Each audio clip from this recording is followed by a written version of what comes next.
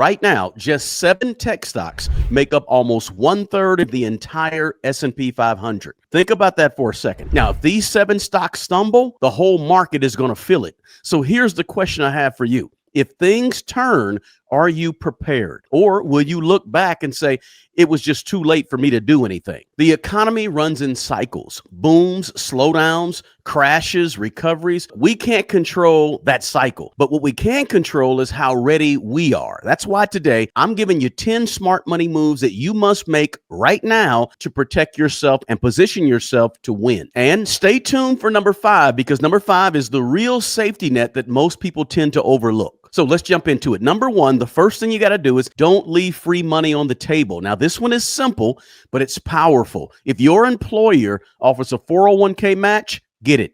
That's 100% return basically on your money instantly.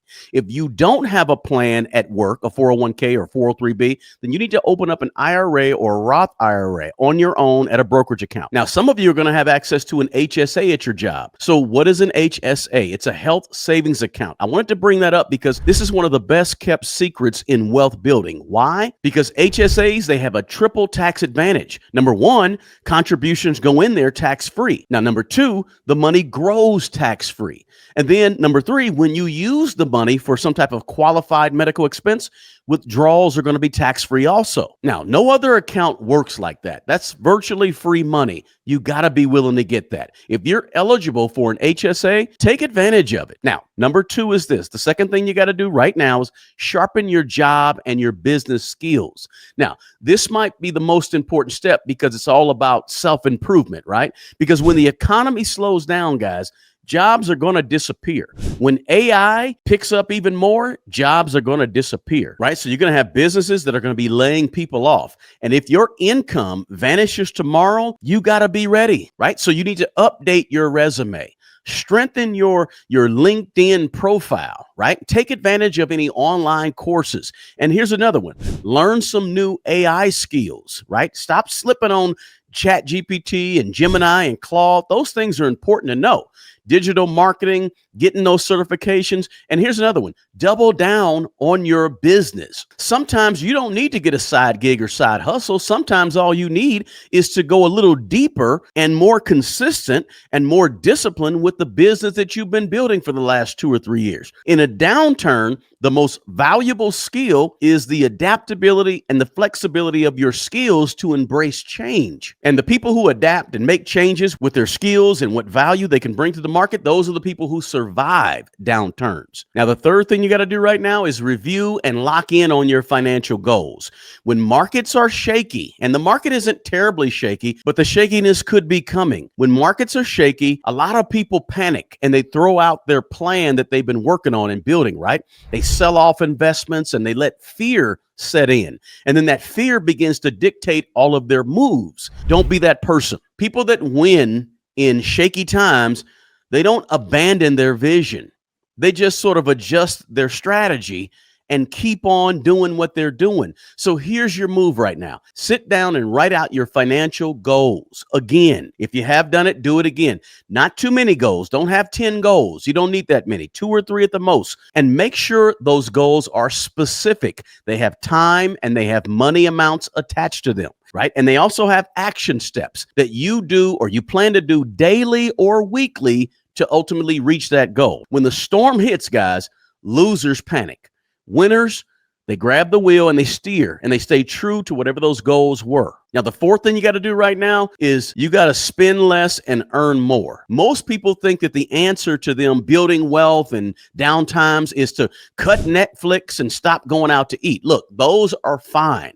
Those are good starts, but that's only half the game, right? Here's the part that most people get wrong, where they sort of miss. You also need to earn more money. Turn your free time into income. Like I said earlier, double down on your business or pick up a side hustle, monetize a skill, a gift, or a talent that you have, right? You can't just shrink your way to financial freedom. Oh, I'm just going to spend less money and my expenses are going to go down. No, you also have to couple that with growing your way to wealth, right? Having more income. Your hustle can outwork and outsmart this economy no matter what's going on if you do it the right way. Now, I asked you to stick around for number 5 because most people sort of miss this one. Number 5, the 5th thing you got to do right now is you have to build a real emergency fund. Not that small $3,000, $4,000 you got sitting over to the side, but I want you to build a real one. Recessions, or when things go down, markets go down, those are times when people with no cash get exposed. And when the bottom falls out, you don't want to be selling your stocks when the bottom falls out to go pay for an emergency. So you need to have 3 to 6 months of your monthly money saved up in cash or in a money market account or a high yield savings account. If you're self-employed or your income is irregular, kind of fluctuates a lot, maybe you're in sales or something, you need to have more like 6 to 12 months of your money saved up. Or if you're in a job that you see AI coming right along to take over your job, your skill set, you need to maybe have 6 to 12 months saved up, right? Now that cushion is your survival kit. But here's the twist you got to think about. It's not just for protecting you, your emergency savings.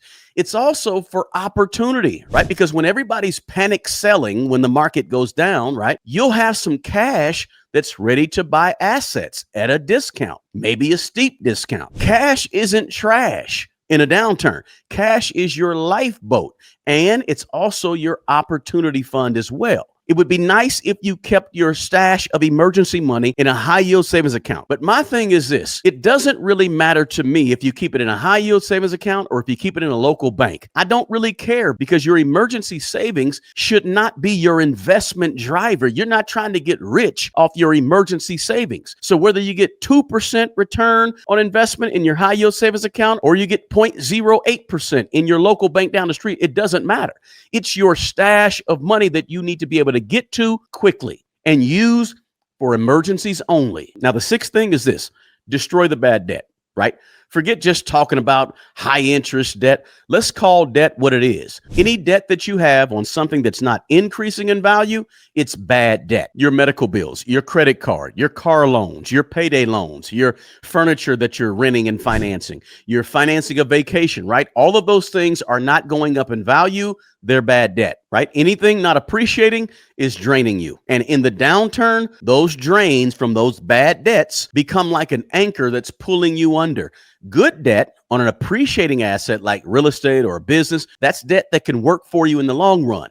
But bad debt, it's got to go as soon as possible. Look, bad debt is like holes in a boat, right? Don't matter how hard you row, if you don't patch up the holes, you're going to sink. Now, let's go to number 7. Number 7 is this: you want to rebalance your portfolio. Don't just set it and forget it forever. Right now, as I said, the market is very, very tech heavy. And if you've been riding the wave of this market the last 5 years or so, chances are your portfolio is very tech heavy also, right?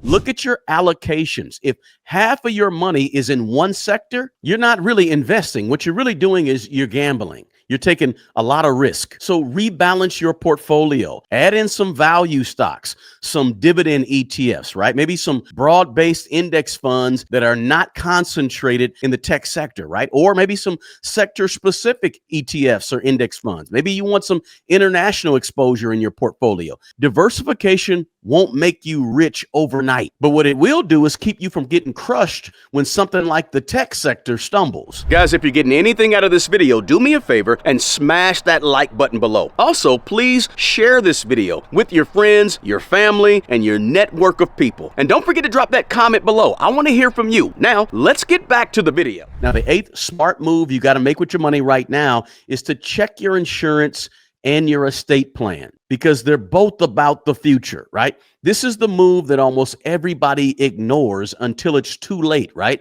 If something happens to you, is your family protected? So review your life insurance today and make sure that you have life insurance outside of your job. Now, I don't care if you have whole life or term insurance. Look, I prefer term insurance, right? But some insurance is better than no insurance. Now, double check your beneficiaries, update your will, update your trust. Look, these aren't fun conversations. I get it, but they're necessary, because nothing says I didn't prepare like leaving your people in chaos when you're gone, and you don't want that, right? Now, the 9th thing you got to do is automate your savings, automate your investing, right? I don't mean just set it and never check it, right? I'm not saying that. I'm saying this, just make sure you're putting towards it automatically. Look, here's the truth. Systems beat emotions every time, right? So when the market falls, guess what happens to a lot of people? Emotions set in, and emotions tell people, look, stop investing. When the market goes up, guess what happens? People say, oh, wow, look, I'm going for this one. I'm going for that one. And I overbuy. So people's emotions get involved. And as much as we think that we are very even-keeled investors and we don't get too rattled, everybody has emotions, and everybody can tend to get too high and too low, right? Here's the solution: automate it. When you automate your 401k, you just say, hey, grab 8%, 10% out of my checks every 2 weeks. I don't even want to see it. And next thing you know, 10, 15 years later, you got a whole bunch of money. If you automate it, it helps you avoid the emotional roller coasters, right? So automate your 401k, your 403b. Automate money going into your Roth IRA or money going into your savings account. That way you keep building the wealth, whether you feel like it or you don't feel like it. Whether you're angry or upset, you're mad, you're happy, you're sad, you're still building wealth the whole time, right? Because consistency is always going to beat intensity.